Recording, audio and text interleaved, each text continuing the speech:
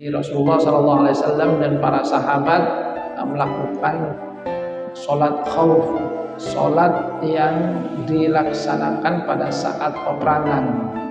Dan ini menunjukkan bahwa sholat memang adalah satu perintah utama yang diberikan oleh Allah Subhanahu wa Ta'ala kepada kaum muslimin yang tidak bisa ditinggalkan. Bahkan dalam suasana perang pun itu ada ketentuan yang mengatur pasukan muslimin bagaimana mereka itu melaksanakan sholat, menunjukkan betapa pentingnya sholat sampai pada saat genting ketika menghadapi musuh dalam perang pun ada tata cara sholat yang sudah diatur di dalam agama kita, apalagi dalam suasana damai ketika tidak ada hal yang penting yang mengancam keselamatan manusia.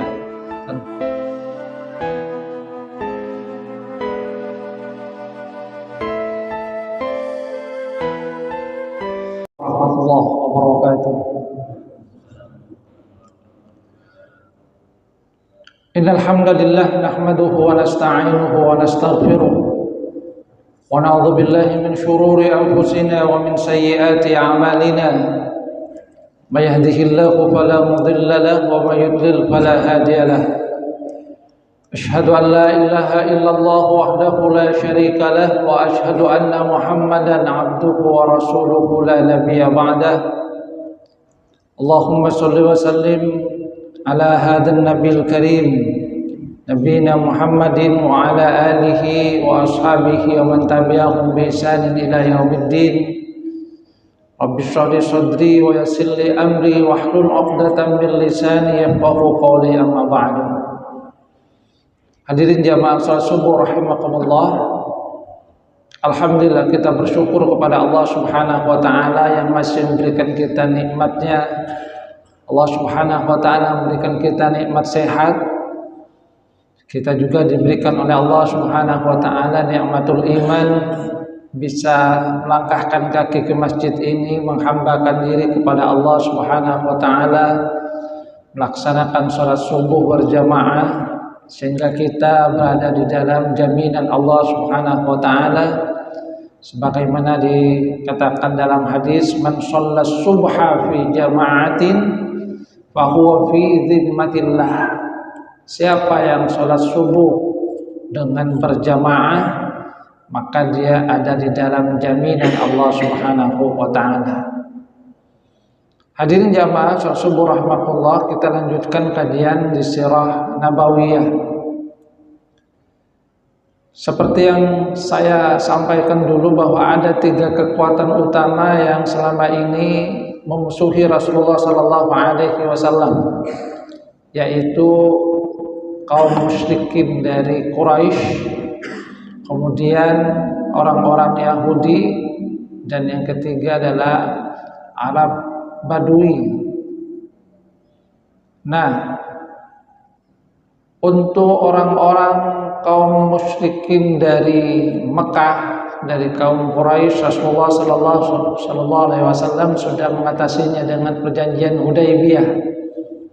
Kemudian kekuatan kaum Yahudi, Rasulullah sallallahu alaihi wasallam sudah melemahkannya lewat perang Khaybar, di mana Khaybar merupakan salah satu tempat berkumpulnya orang-orang Yahudi, kekuatan utama orang-orang Yahudi. Nah, setelah Rasulullah SAW sudah bisa mengatasi 2 kekuatan utama yang selama ini memusuhi Rasulullah SAW, maka Rasulullah kemudian konsentrasi kepada kekuatan yang ketiga, yaitu Arab Badui, yang itu merupakan kaum nomaden. Kaum nomaden artinya mereka berpindah-pindah di sekitar Gurun Najd, di mana dalam hal ini mereka juga biasa melakukan perampasan dan perampokan dari satu waktu ke waktu yang lain. Hanya saja karena mereka adalah kaum nomaden, maka tentu ada kesulitan tersendiri yang dihadapi oleh Rasulullah Sallallahu Alaihi Wasallam untuk memerangi mereka, karena mereka berpindah-pindah tempat. Beda misalnya dengan orang-orang Quraisy Mekah, sudah jelas tempatnya di Mekah. Kekuatan kaum Yahudi berkumpul utama di Khaybar, sehingga Rasulullah Sallallahu Alaihi Wasallam kemudian memerangi Yahudi Khaybar. Nah, untuk orang-orang Arab Badui, karena mereka itu merupakan kaum nomaden yang berpindah-pindah, maka situasinya tentu saja berbeda. Jadi mereka tidak berkumpul pada satu daerah atau satu tempat, tidak juga tinggal di benteng-benteng sebagaimana orang-orang Yahudi. Sehingga dalam hal ini yang dilakukan oleh Rasulullah Sallallahu Alaihi Wasallam adalah mengirim ekspedisi di dalam rangka menggentarkan mereka, memberikan pelajaran mereka. Dan dalam hal ini kaum muslimin melakukan serangan itu berkali-kali. Nah, cuma kemudian terjadi apa yang disebut dengan perang Dzatul Riqa, ketika Rasulullah Sallallahu Alaihi Wasallam itu mendengar berkumpulnya dua kekuatan utama dari Arab Badui, yaitu kabilah Ammar atau Bani Tha'labah dan Bani Muharib dari kabilah Ghatafan, yang merupakan kekuatan utama yang selama ini juga sering memerangi Rasulullah Sallallahu Alaihi Wasallam, termasuk pada perang Ahzab mereka juga ikut andil di dalamnya. Nah, mendengar bahwa ada dua kabilah yang merupakan kekuatan utama dari Arab Badui ini berkumpul, maka Rasulullah Sallallahu Alaihi Wasallam itu segera menuju tempat mereka dengan pasukan sekitar 400 atau juga yang menyatakan 700 dari orang sahabat. Rasulullah menyerahkan kepemimpinan yang ada di Madinah kepada Abu Dzar. Dalam riwayat yang lain ada yang menyatakan itu kepada Utsman bin Affan. Maka Rasulullah kemudian melakukan perjalanan memasuki kampung mereka yang disebut dengan Nakhl, di mana dikatakan bahwasanya itu sekitar 2 hari perjalanan dari Madinah. Nah, ketika bertemu dengan kabilah Ghatafan inilah ternyata mereka ketika sudah mendengar apa yang terjadi kepada orang-orang Yahudi di Khaybar, bahwasanya Rasulullah Sallallahu Alaihi Wasallam dan kaum muslimin sudah bisa menghancurkan kekuatan utama dari orang-orang Yahudi, maka kabilah Ghatafan ini memilih untuk berdamai dengan Rasulullah Sallallahu Alaihi Wasallam. Dan ini adalah satu kemenangan nyata dari Rasulullah Sallallahu Alaihi Wasallam, karena selama ini memang kekuatan Arab Badui yang itu terbentang antara Madinah dan Mekah merupakan satu kekuatan yang cukup mengganggu. Jadi cukup mengganggu kaum muslimin. Ketika terjadi peperangan pada perang Khandaq, kekuatan mereka itu kan kemudian berkumpul. Seperti yang saya katakan, mereka nomaden, akan tapi ketika didatangi suruh memusuhi Rasulullah Sallallahu Alaihi Wasallam, mereka berkumpul dalam jumlah yang sangat banyak, sehingga perdamaian dengan kabilah Ghatafan ini sesungguhnya adalah satu kemenangan juga yang diberikan oleh Allah Subhanahu wa taala kepada Rasulullah Sallallahu Alaihi Wasallam. Dan ini memberikan pengaruh besar kepada kabilah-kabilah Arab Badui yang lainnya, sehingga ketika kabilah-kabilah Ghatafan ini sudah tidak berani lagi angkat kepala, mereka sedikit demi sedikit sudah merendahkan diri di hadapan Rasulullah Sallallahu Alaihi Wasallam. Bahkan setelah itu banyak yang mulai masuk Islam, menjadi bagian dari pengikut Rasulullah Sallallahu Alaihi Wasallam, bahkan ikut andil bagian dari beberapa peperangan yang dilakukan oleh Rasulullah Sallallahu Alaihi Wasallam, termasuk mereka juga ikut turut serta dalam perang Hunain. Hadirin jamaah rahimakumullah, di dalam perang Dzatul Riqa di sini ada riwayat yang berkaitan dengan sholat khauf. Jadi Rasulullah SAW dan para sahabat melakukan sholat khauf, sholat yang dilaksanakan pada saat peperangan. Dan ini menunjukkan bahwa sholat memang adalah satu perintah utama yang diberikan oleh Allah Subhanahu wa taala kepada kaum muslimin yang tidak bisa ditinggalkan. Bahkan dalam suasana perang pun itu ada ketentuan yang mengatur pasukan muslimin bagaimana mereka itu melaksanakan sholat. Sehingga kalau dalam suasana perang seperti itu sudah ada aturannya, mereka tetap diperintahkan untuk melaksanakan sholat, di mana dalam perang, dalam sholat khauf itu kan dibagi menjadi dua bagian. Sebagian berjaga-jaga, sebagian lagi kemudian melaksanakan sholat bersama dengan Rasulullah SAW. Ada tata caranya. Ketika yang shaf pertama itu sudah melaksanakan sholat rakaat pertama, yang kedua itu kemudian datang ikut juga melaksanakan bersama dengan Rasulullah SAW. Sedangkan yang kedua, yang tadi itu kemudian agak mundur ke belakang, dan disitulah kemudian Rasulullah SAW meneruskan dengan jamaah yang kedua. Ada tata cara yang kemudian diatur di dalam sholat khauf yang dilaksanakan pada saat menghadapi musuh di peperangan. Sekali lagi ini menunjukkan betapa pentingnya sholat sampai pada saat genting ketika menghadapi musuh dalam perang pun ada tata cara sholat yang sudah diatur di dalam agama kita, apalagi dalam suasana damai itu.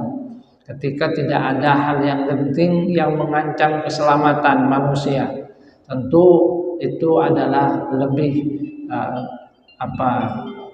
utama lagi tentang bagaimana seorang muslim itu melaksanakan ibadah sholat. Hadirin jamaah rahimakumullah, jadi itu yang pertama.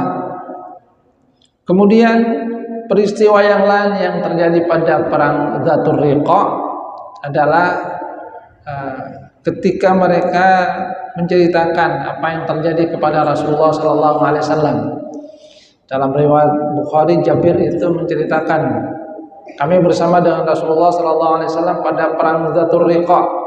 Nah, tatkala kami sampai kepada pohon yang rindang, kami khususkan satu pohon itu untuk Rasulullah SAW, sedangkan sahabat yang lain itu berpencar.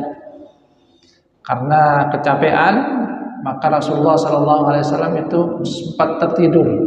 Nah, saat tertidur itu ada salah seorang dari musuh yang datang dan mengambil pedang Rasulullah SAW. Ada yang menyatakan bahwasanya namanya adalah yang terkenal adalah Da'thur. Dalam riwayat yang lain itu dikatakan adalah Ghawrath bin Haris. Jadi datang karena Rasulullah SAW sedang sendirian, kemudian diambil pedangnya dan kemudian ditolongkan kepada Rasulullah SAW. Siapa yang akan menolong kamu sekarang? Apakah kamu takut kepada saya? Kata Rasulullah SAW, tidak, saya tidak takut kepada kamu. Kalau begitu siapa yang akan menolong kamu sekarang? Karena tidak ada orang lain waktu itu. Sahabat tidak ada di tempat itu, mereka akan berpencar tadi. Apa yang dikatakan oleh Rasulullah SAW, Allah yang akan menolong saya. Mendengar jawaban dari Rasulullah SAW, Dzathur ini kemudian gemetar, pedangnya jatuh. Ini tentu adalah memang ucapan yang berangkat dari hati dengan penuh keyakinan bahwasanya Allah Subhanahu wa taala memang akan benar-benar menolongnya. Karena memang perkataan itu juga sesuai dengan apa yang ada di dalam hati, sesuai dengan keyakinan dari seseorang. Ya, walaupun ucapannya sama, kalau tidak yakin ya tidak akan menggentarkan musuh. Ya, kan kata sama, siapa yang menolong? Allah, tapi tidak yakin ya kira-kira ditolong apa tidak. Ya musuhnya juga tidak gentar. Tapi Rasulullah SAW itu mengucapkannya dengan penuh keyakinan bahwasanya Allah Subhanahu wa taala akan menolongnya, dan itu langsung membuat Da'thur gemetar mendengar jawaban dari Rasulullah SAW. Jatuh pedangnya dan setelah itu diambil oleh Rasulullah. Jadi kata Rasulullah, kalau sekarang siapa yang akan menolong kamu? Maka kemudian Da'thur mengatakan kepada Rasulullah SAW, jadilah engkau sebaik-baik orang yang mengambil. Tidak ada yang bisa menolong aku, tidak ada yang bisa menolong saya kecuali engkau. Maka Rasulullah kemudian berkata, "Atashhadu anna alla ilaha illallah wa anni Rasulullah?"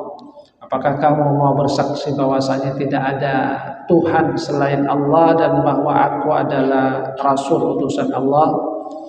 Kata Da'thur, aku berjanji tidak akan memerangi kamu dan aku tidak akan bersama kaum yang memerangi kamu.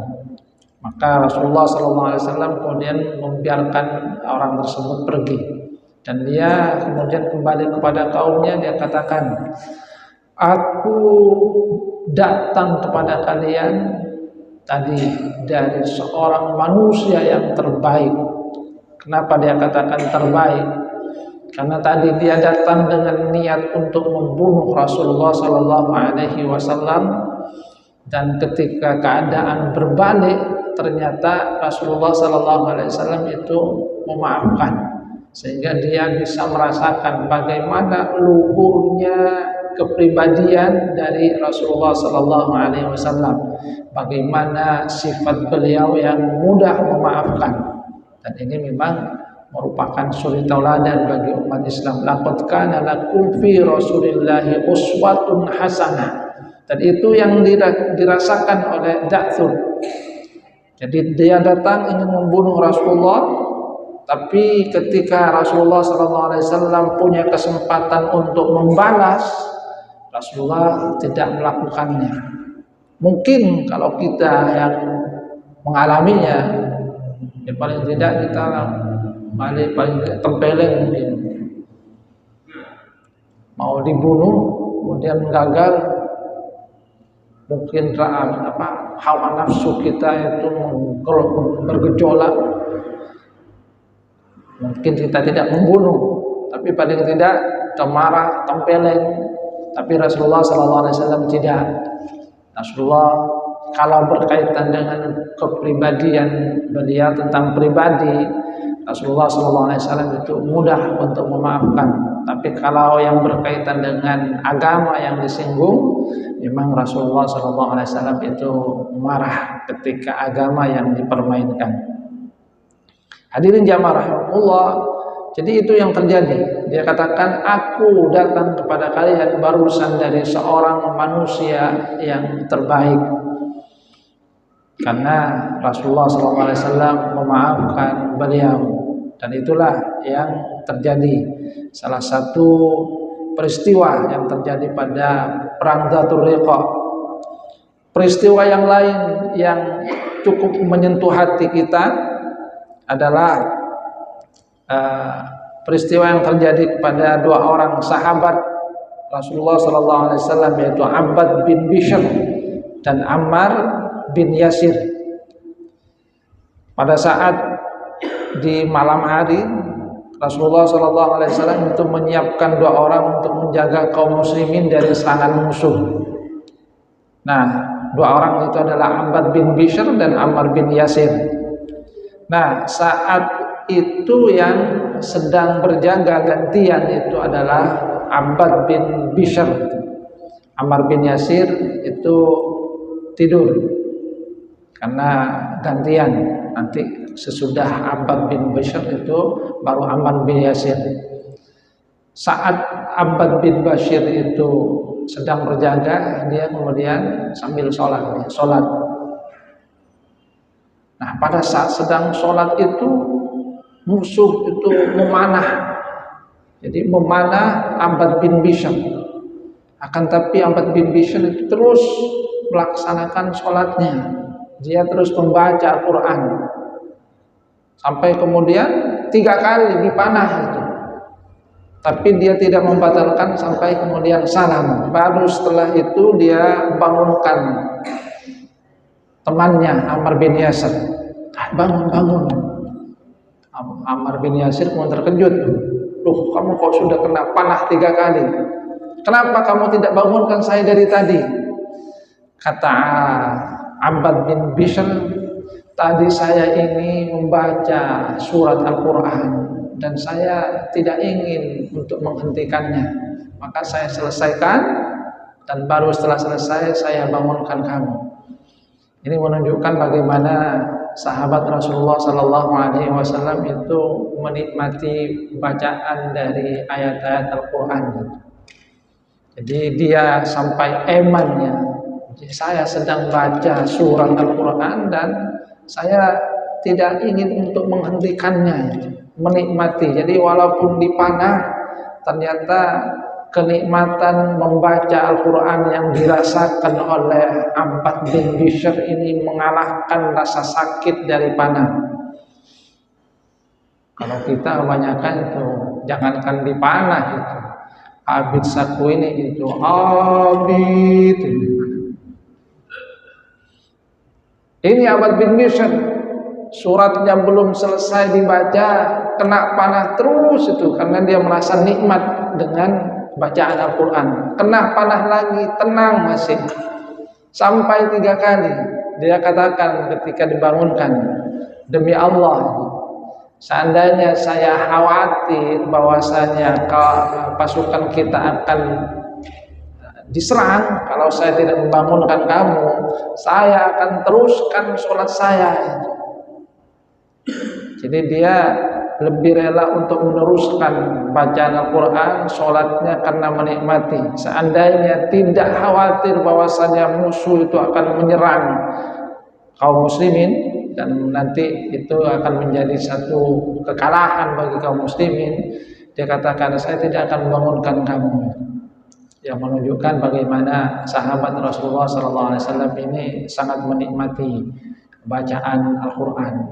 Jadi begitu nikmatnya sampai mengalahkan rasa sakit kena panah. Hadirin jamaah rahmatullah, jadi itu perang Dzatul Riqa, di mana Rasulullah SAW dalam peperangan ini, alhamdulillah, dengan nikmat yang diberikan oleh Allah Subhanahu wa taala bisa menaklukkan kekuatan ketiga yang selama ini memusuhi Rasulullah SAW.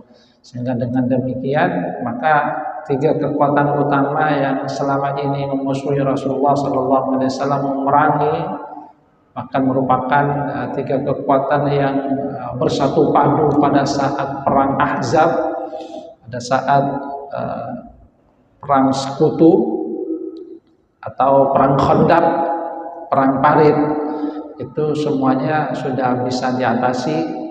Kaum Quraisy di Mekah dengan perjanjian Hudaibiyah, kemudian kaum Yahudi dengan penaklukan Khaybar, dan Arab-Arab Badui dengan adanya peperangan ini dan juga perjanjian damai dengan mereka.